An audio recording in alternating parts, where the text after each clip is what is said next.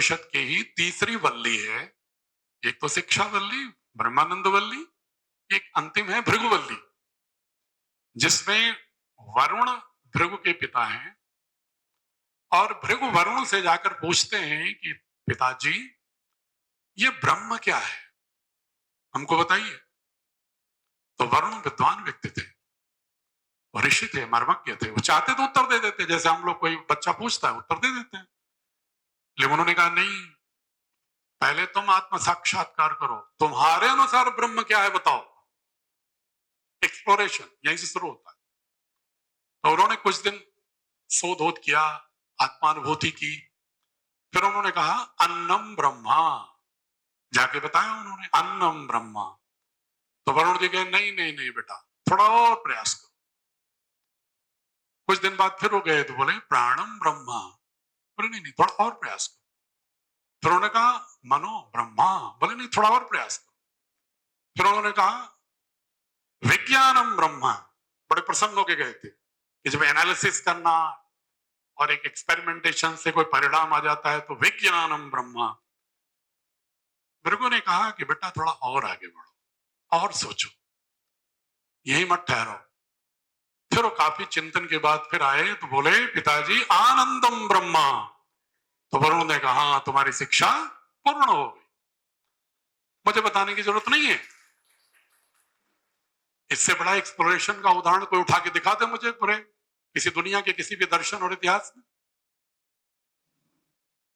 बुद्ध और आनंद की चर्चा, जब आनंद उनसे प्रश्न करता है तो बुद्ध बार बार कहते हैं कि आनंद, तुम अपने अंदर अपने ज्ञान को तलाशो, तुम क्यों हर चीज का एक रेडीमेड बना बनाया पूर्व निर्मित उत्तर क्यों चाहते हो।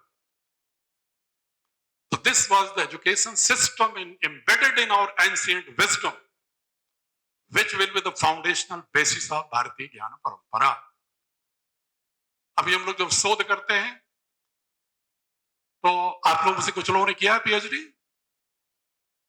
या हो सकता है आपके बंधु बांधव किए होंगे, तो पूछिएगा तो पढ़ाया जाता है आजकल रिसर्च मेथोडोलॉजीज, और उसमें बताया जाएगा कि पहले you have to take some research problem, then you have to, after identification of research problem, you have to go for the survey, initial survey, then making a statement, research statement, then you have to make a wider survey, then you have to analyze, then you have to reach certain conclusion, then when that conclusion is fallacy less, then it will become a research conclusive product। यही बताते हैं। और हम इसको कैसे प्रचारित करते हैं कि पश्चिम के लोगों ने हमें सिखाया, बड़ी कृपा हुई उनकी कि हमने उसको सीख लिया, इसलिए कि हमने महर्षि गौतम का न्याय दर्शन पढ़ा ही नहीं। अगर न्याय दर्शन पढ़ेंगे आप तो आपको लगेगा अरे ये तो किसी भी तरह की वाद विवाद की प्रवृत्ति या सत्यान्वेषण की प्रवृत्ति, इससे बढ़िया कोई वैज्ञानिक पद्धति तो कुछ और हो ही नहीं सकती। उन्होंने कहा कि अगर आपको कोई संशय है, ज्ञान सृजन करने की पहली चरण क्या होता है? संशय होना। जिस चीज के बारे में आपको जिज्ञासा होगी इसका मतलब कुछ संशय है ना कि ये सत्य है कि नहीं है। उन्होंने कहा जब संशय होता है तो प्रत्येक व्यक्ति के मन में, अगर वो ज्ञान सर्जक है तो उसको आना चाहिए एक हाइपोथेसिस, प्रतिज्ञा। न्याय दर्शन उसको कहा प्रतिज्ञा, हाइपोथेसिस। जब हाइपोथेसिस आ गई तो आप उसको हाइपोथेसिस में कैसे पहुंचे, इसका मतलब कुछ कारण होगा ना इस हाइपोथेसिस तक पहुंचने के लिए। उसको उन्होंने कहा हेतु। फिर उन्होंने कहा कि अच्छा ठीक है, अगर आपके मन में ये आ रहा है कि ये संशय का ये समाधान हो सकता है तो क्या इसका कोई दृष्टांत है आपके पास पूर्व से? इसके बाद चौथा बोले कि आपके पास है उपनय। अब तुम प्रयोग करो कि देखो कि जो तुम अनुमान लगा रहे हो पूर्व दृष्टांतों के आधार पर, उसको बार बार देखो करके प्रयोग कि क्या परिणाम एक ही तरह का आ रहा है क्या, या कोई इसमें हेत्वाभास आ रहा है, फैलिसीज आ रही। जब उन्होंने कहा हेत्वाभास खत्म हो जाएगा, फैलिसीज खत्म हो जाएंगी, तब होता है निगमन, तब आप कंक्लूड करते हो। लेकिन उससे पहले क्या करते हो? उपनय की प्रक्रिया में एक और प्रक्रिया है, वाद तर्क की, जिसमें 6 वाद, जल्प, वितंडा, छल, जाति, निग्रह, स्थान, 6 तरह के आपस के विमर्श को सत्य तक पहुंचने के तरीके बताए महर्षि गौतम ने। मेरा दावा है, पार्लियामेंट की बहस देख लो, टीवी के डिस्कशंस देख लो, जो पैनलिस्ट आते हैं, आप कहीं भी आपस के दोस्ती की बात देख लो, परिवार की बात देख लो, इन 6 के अतिरिक्त किसी प्रकार का मोड ऑफ आर्गुमेंट और डिस्कशन आपको अभी भी नहीं मिलेगा कम्युनिकेशन। मैं विस्तार से जाऊंगा, बहुत समय लग जाएगा, आपको संकेत दे रहा हूं कि देखिएगा, अभी गूगल करके देख लीजिएगा क्या है वाद, क्या है जल, क्या है वितंडा। तो आपको लगेगा कि आप जो बात करते हो अपने दोस्तों से, अपने परिवार से, आप तो वितंडा करते हो, आप तो छल करते हो, आप तो वाद करते ही नहीं हो। जबकि महर्षि गौतम कहते हैं कि जब दोनों पक्ष समान रूप से एक दूसरे के तर्कों को सम्मान देते हुए, धैर्यपूर्वक सुनते हुए पारस्परिक विमर्श करते हैं, तब सत्य तक पहुंचने का मार्ग तार्किक रूप से होता है। और जब आप एक व्यक्ति जल्प है कि मैं पहले तय कर लूं कि जो मैं कहूंगा वही ठीक, सामने वाला जो कहेगा नकारना है मुझे, टीवी में दिखता है। वितंडा है कि मुझे कुछ नहीं मालूम क्या है, लेकिन अभी कोई खड़ा होकर कहे आप सब गलत बोल रहे हैं, मैं नहीं जानता सही क्या है, लेकिन आप सही नहीं बोल रहे, ये वितंडा है। ऐसे बहुत मिलते होंगे रोज आपके। अपना व्यवहार भी कभी आकलित करिएगा, आप भी कभी कोई व्यवहार करते हो, अरे नहीं नहीं मैं कुछ नहीं जानता, जो आप बोल रहे हैं गलत बोल रहे हैं, आप उनसे बोलो सही क्या है तो बोलेंगे इससे हमने क्या मतलब, लेकिन आप गलत बोल रहे हैं। तो ये 6 के तरीके हैं, मैं विस्तार से नहीं जाना चाह रहा। तो महर्षि गौतम का न्याय दर्शन वैशेषिक में सब्सटेंसेस की व्याख्या में स्पेस टाइम की बात न्यूटन करता है 18वीं शताब्दी में। और महर्षि वैशेषिक कणाद वैशेषिक दर्शन में 2500 साल पहले कहते हैं कि किसी भी पदार्थ का अध्ययन करना है तो पंच महाभूतों के अलावा दिक् काल, टाइम स्पेस, मन और आत्मा, इसको भी सम्मिलित करना होगा। अर्थात आत्मा का मतलब स्पिरिट, कि मात्र पदार्थ के अध्ययन में, सब्सटेंस के अध्ययन में आप फिजिकल एंटिटीज के आधार पर नहीं कर सकते, ऊर्जा तत्व को भी आपको इसमें सम्मिलित करना होगा। और आज पार्टिकल फिजिक्स क्या कह रही है?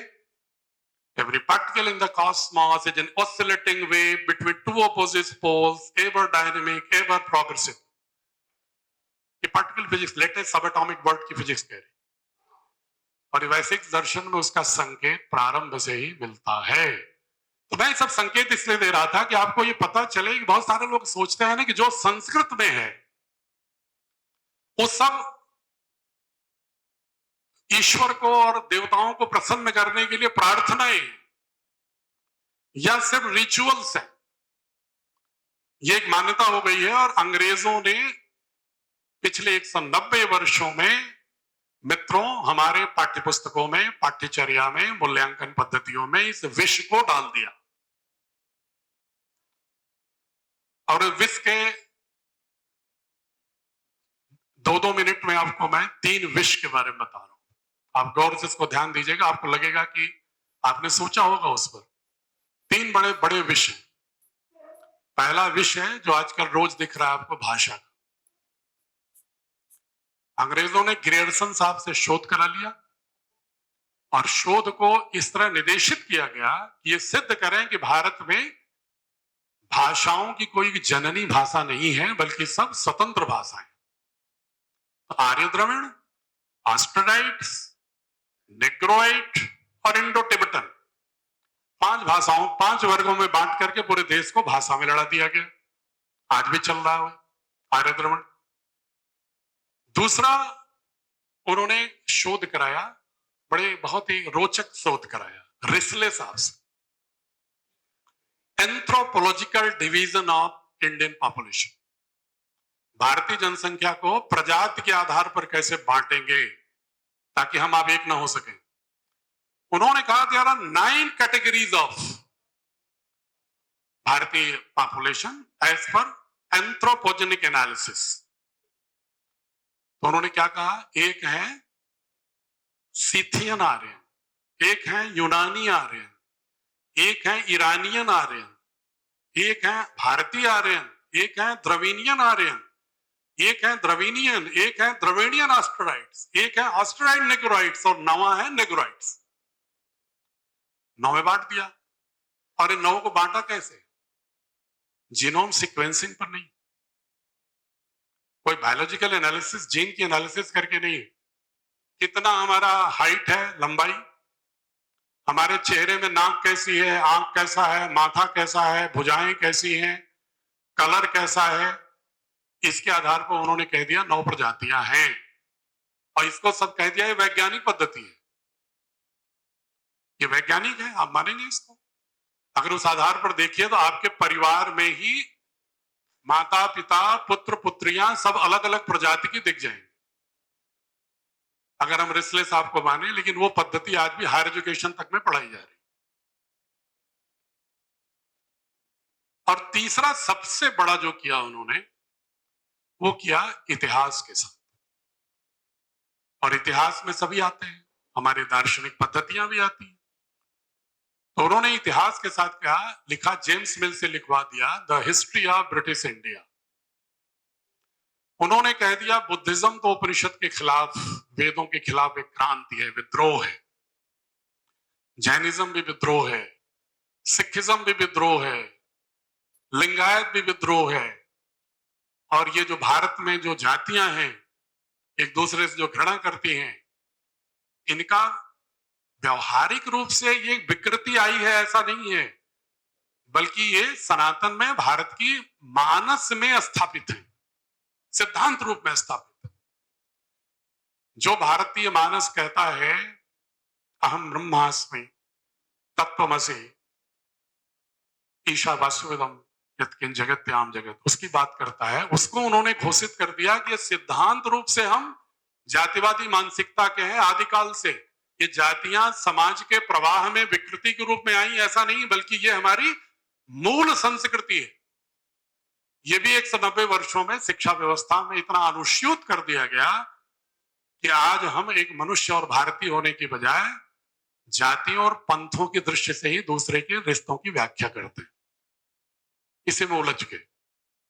और 190 वर्षों में जेम्स मिल, रिस्ले, ग्रियर्सन की जो सिद्धांत हैं, उस पर हमने अपनी भारतीय मानस और भारतीय सिद्धांतों को स्थापित करने में, अपनी पाठ्यपुस्तकों के माध्यम से बच्चों के अवचेतन में स्थापित करने में असफल है। हमें भारत को भारत बोध के साथ खड़ा करना होगा। हमें भारत को यूरोपीय औपनिवेशिक बोध के साथ उसके ध्वंसावशोषों से बाहर निकालना होगा। और लेकिन उसके साथ हम विज्ञान प्रौद्योगिकी से कोई समझौता नहीं करेंगे। जैसा कमिश्नर साहब कह रहे थे, ये युग किसका है? ये युग है स्पेस टेक्नोलॉजी का, ये युग है न्यूक्लियर टेक्नोलॉजी का, युग है इंफॉर्मेशन टेक्नोलॉजी का, युग है बायोटेक्नोलॉजी का, आर्टिफिशियल इंटेलिजेंस का। अगर इस युग में 21वीं सदी के अनुरूप बच्चों को हम कॉम्पिटेंसी में, दक्षता में गढ़ने में और उनमें शोध करने की प्रवृत्ति नहीं विकसित करेंगे तो भारत के साथ अन्याय है। तो जब हम भारतीय शिक्षा बोर्ड की बात कर रहे हैं तो एक पंक्ति में आपको मैं कहना चाहूंगा कि हम 21वीं सदी के लिए शीर्ष सामाजिक, आर्थिक और टेक्नोलॉजिकल क्रांति के नेतृत्वकर्ता बच्चों को उद्भव सुनिश्चित करने के लिए जितना भी विज्ञान प्रौद्योगिकी गणित है उसके अधुनातन स्वरूप को अच्छे स्वरूप में अवधारणा और बोध के साथ बच्चों में लाने का पूर्ण प्रयास आपको भारतीय शिक्षा बोर्ड की पुस्तकों में भी दिखेगा, शिक्षण पद्धति में भी दिखेगा। लेकिन साथ ही ये भी दिखेगा कि पूरी दुनिया को भारत की आवश्यकता है। ये मैं नहीं कह रहा हूं, आपने एक नाम सुना है फिलोसोफर का, विल डुरांट। विल डुरांट आप लोग गूगल करके देख लेना, अमेरिका का बहुत बड़ा फिलोसोफर रहा है 20वीं शताब्दी का। वो कहता है, पूरी दुनिया को संबोधित करते हुए कहता है, द स्टोरी ऑफ सिविलाइजेशन उसकी पुस्तक है, 35 वॉल्यूम। सारे सिविलाइजेशंस का अध्ययन करके कहता है, अमेरिकन फिलोसोफर जो बड़ी इज्जत पाता है अमेरिका में। एनपी सिंह कह रहे हैं तो कोई हो सकता है सोचे कि भाई बायस्ड है, भारतीय शिक्षा बोर्ड की बात कर रहे हैं, भारत के हैं तो बात कर रहे हैं। विल डुरांट कहता है संस्कृत विश्व की सभी भाषाओं की जननी है, भारत विश्व की सभी संस्कृतियों की जननी है, पूरी दुनिया को गणित भारत से ही अरब के माध्यम से ट्रैवल करते हुए आई। स्थानीय समुदायों में लोकतांत्रिक धारणा से जीने की प्रवृत्ति से ही पश्चिम ने लोकतंत्र का पाठ सीखा। और वो कहता है कि क्रिश्चियनिटी की करुणा भी बुद्ध की करुणा से आई।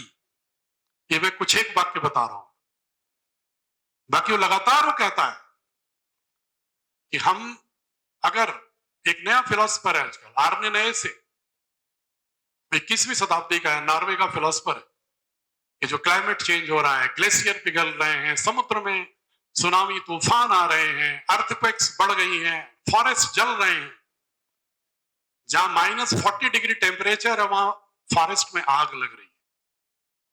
ये जो प्रकृति का जो एक क्रोध है, इस क्रोध को समाप्त करने के लिए साइंस और टेक्नोलॉजी तो टूल है।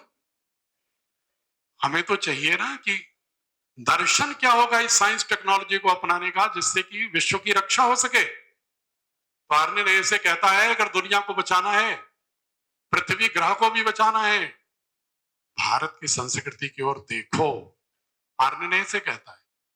और हम देख रहे हैं पश्चिम की ओर, वो कह रहे हैं कि हम भारत की ओर देखो अगर बचना है, हम कह रहे हैं नहीं, हम वहीं देखेंगे, आप ही को देखेंगे हुजूर, हम आप ही को गुरु मानेंगे, हम अपने में सुधरेंगे नहीं, क्योंकि हमारी आदत हो गई है, हमने जेनेटिक एल्गोरिदम चेंज कर लिया है गुलामी का।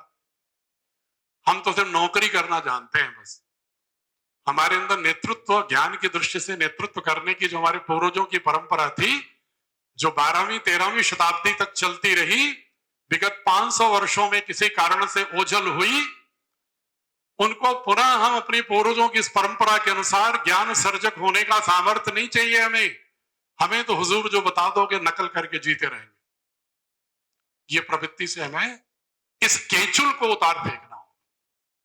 भारतीय ज्ञान परंपरा इस दिशा में काम कर रही है। उसका समाधान कैसे है? एक पंक्ति में आप देखिए, उनका एक बहुत बड़ा फिलोसफर था फ्रांसिस बेकन। जब साइंस टेक्नोलॉजी की प्रगति शुरू हुई तो उसने कहा the nature is to serve you, प्रकृति जो है मनुष्य की दासी है। ये इसी दर्शन से प्रकृति का तहस नहस कर रहा है। लेकिन हमारी संस्कृति क्या कहती है? माता भूमि पुत्रो हम पृथिव्या, ये पृथ्वी मेरी मां है, आकाश मेरा पिता है। और शतपथ ब्राह्मण में बहुत ही साइंस, अभी तक सोचते हैं कि ब्राह्मण ग्रंथ सिर्फ रिचुअल्स के बारे में, यूनिवर्स के इवोल्यूशन के बारे में भी बहुत अच्छी चीजें लिखी हैं शतपथ ब्राह्मण। ये तो मेरी आंखें खुली जब बाद में पढ़ना शुरू किया हमने इंटरप्रिटेशन। वो कहते हैं आकाश पिता है, पृथ्वी मां है। तो हम तो प्रकृति को, पूरे ब्रह्मांड को अपने अस्तित्व का कारण मानते हैं। हम अपने अस्तित्व की व्याख्या नितांत वैयक्तिक नहीं करते, हम अपने अस्तित्व के संरचना में, परिभाषा में पूरे ब्रह्मांड के सभी घटकों को आत्मसात करते हैं।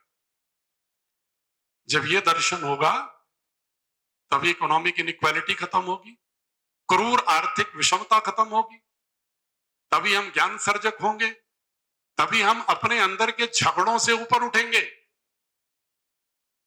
अगर हम अपने सेक्टेरियन यानी पंथिक विवादों में उलझे रहे और अपने युवाओं की ऊर्जा को, अपने बच्चों के मानस को उसी के अनुरूप गढ़ते रहे, तो मित्रों याद रखिएगा हम अगली पीढ़ी के साथ अन्याय कर रहे हैं।